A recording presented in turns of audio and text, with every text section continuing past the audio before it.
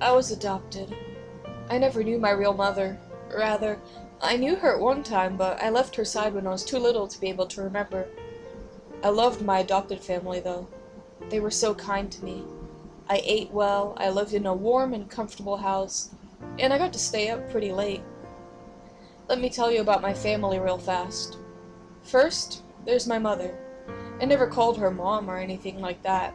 I just called her by her first name, Janice. She didn't mind at all, though.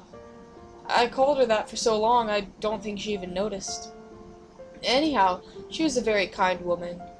I think that she's the one who recommended my adoption in the first place. Sometimes I would lay my head against her in front of the television, and she would tickle my back with her nails. She's one of those Hollywood mothers. Second, there's Dad. His real name was Richard, but he never really liked me much, so I began to refer to him as Dad in a desperate attempt to gain his affection. It didn't work. I think that no matter what I called him, he would never love me as much as his own child. That's understandable, so I really didn't press the matter. The most notable attribute of Dad was his unmoving sternness.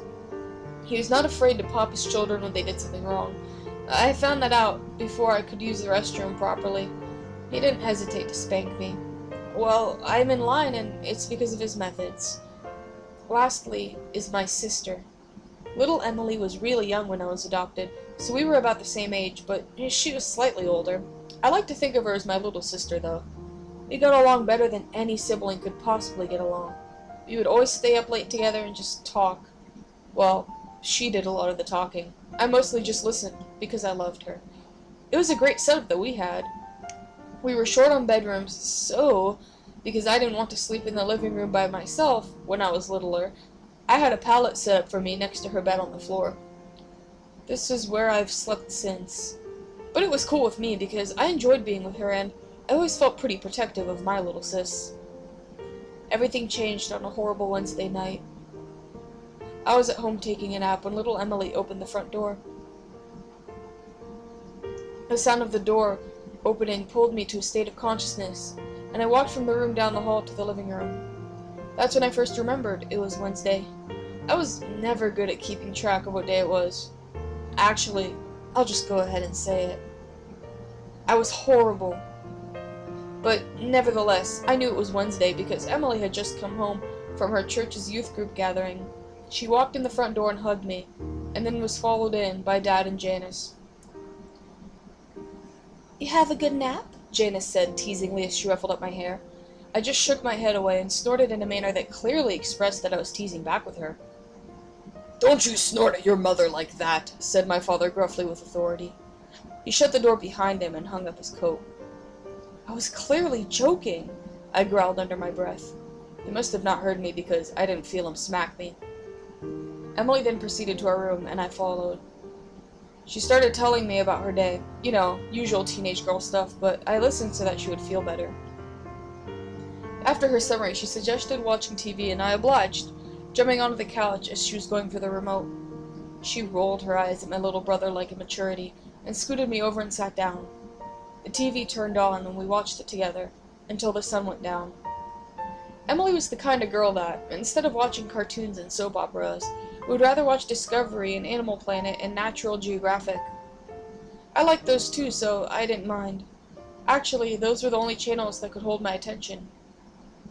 So it got late, and Janice walked up behind the sofa. "Emily, it's past your bedtime. Turn off the television and go to your room. You too," she pointed at me. Emily turned off the program we were watching, grudgingly, and stood up. She started down the hallway to her room. As I followed, I couldn't shake the feeling that something wasn't right. We went into our room, and Emily turned off the light. Just as she did, I caught a flash of movement out of the corner of my eye.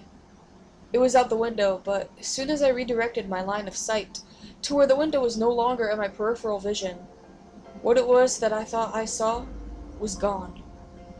I still remained alert, for my sister's sake. I laid there in the darkness with nothing but the thin ray of light from the street lamp outside to illuminate the room. It wasn't much. Time and time again, I could have sworn that I heard subtle sounds just outside the window. A twig break, leaves crunching, clothes jostling. and all the while I could smell a faint stench of sweat and blood. I kept my eyes open most of the night. The sounds outside subsided and the smell left my nose. I began to feel at ease. My eyelids closed. Not long after that, I heard a very loud crash on the other side of the house. I was up in an instant. "There's someone in the house!" I barked, with extreme adrenaline coursing through me. "Wake up!" I shrilly pleaded with Emily. She did, and as soon as I saw her sit up, I ran to my parents' room. Dad was dead. His neck was splayed open and gaping, his blood spilled out of it off the bed and onto the floor. I saw that the master bathroom's door was closed, and just before it, on the outside, was a man. A man, I don't feel comfortable calling it that. He was very large and rugged. He turned around and saw me, and that's when I saw him accurately for the first time. I won't forget it. His eyes were large and beady and trapped with lust. He was styling a beard that was badly unkempt with blood dripping off. His clothes were dirty and his face was cold.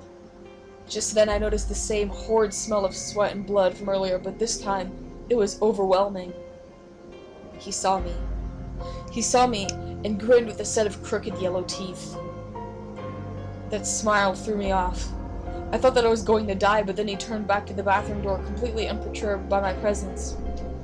I was terrified and didn't know what to do. I just yelled and cried. I watched as he shouldered through the door that was Mom's only protection. I watched as he raised the large razor that he was carrying, but had obviously neglected to use properly. I watched as he sliced her open and tore her to shreds. I then heard something. The last thing I wanted to hear. It was Emily's scream coming from behind me. The large monstrosity looked up from my butchered mother and stared at my little sister. I was distraught. He stood up and quickly started walking toward us. My sis turned and ran, and I was at a loss when he bypassed me and went straight after her. Why was she still in the house? Had she not assessed the situation and run? Apparently not, and now she was dead, and I was alone. I ran after them both. I expected the man to kill her as he had the rest of my family, but I was sadly mistaken. He grabbed her by the arm and jerked her as a way to make clear that he was in control. He dragged her through the house. I was making all of that noise that I could now, hoping and praying that someone would come to my aid. He mustn't take her. Not her. As he passed me, I backed against the wall and whimpered with terror. Why? He didn't respond except by putting his free hand on my head, while Emily screamed in the other and saying, "Good boy." He gave me another crooked grin and a very cold and natural laugh. I followed him to the door, where he dragged my helpless sister after him. He opened it, pulled her out, and slammed it shut behind him. I'm now sitting in the house with my mutilated adopted parents, shivering and whimpering with dismay.